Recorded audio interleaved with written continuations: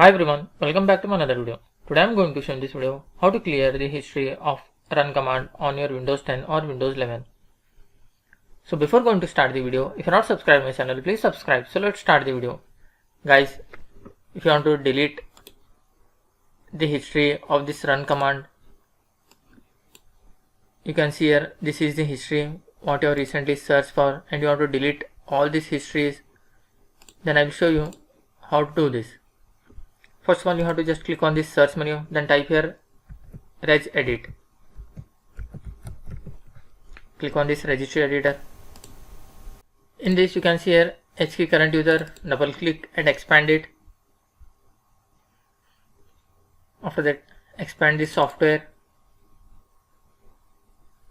You can see here Microsoft, double click and expand it. In this you need to find Windows, just scroll it down. You can see here Windows, double click and expand. After that, you need to find current version, double click and expand. Explorer, expand it.